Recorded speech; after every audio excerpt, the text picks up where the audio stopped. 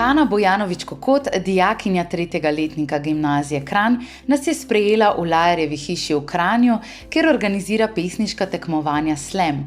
Ta združuje poete in glasbenike. To pa je samo eden izmed njenih projektov. Hana rada tudi veliko bere, organizira delavnice kreativnega pisanja, predstavlja in povezuje mlade avtorje ter tudi sama kaj napiše. Do konca osnovne šole mi je bila 4-krat ponujena priložnost izdaje avtorskega dela in prav ta izkušnja je tista, ki mi je do zdaj najbolj izoblikovala in tista, ki jo želim predati naprej mladim, ki si jo zaslužijo. Hana je že v osnovni šoli izdala 2 romana, pesniško zbirko in musical. Pri pisanju in sami izdaji svojih del pa se je srečevala z različnimi izzivi in težavami. Zato je v lanskem letu ustanovila založbo Hestia, ki jo je kasneje preimenovala v projekt. S projektom Hestia želi tako po korakih pomagati mladim pri izdaji avtorskega dela.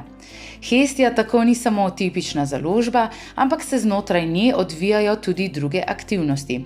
Hana organizira delavnice kreativnega pisanja, povezuje se z Instagram pesniki v Ljubljani in vodi pesniška tekmovanja.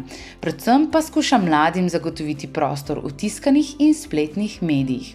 Začetek oktobra pa smo razpisali tudi naš prvi natečaj na temo zamejstva in jezika slovenščine v zamejstvu, ki pa nas bo popeljal tudi k izdaji našega prvenca, antologije najboljših prejetih del.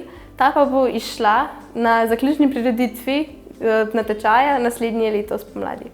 Mlado pisateljico pri projektu podpirajo tako starši kot šola in tudi podjetniški pospeševalnik Ustvarjalnik ter zavod Sofium, prek katerega lahko sploh prejema donacije, saj je še mladoletna.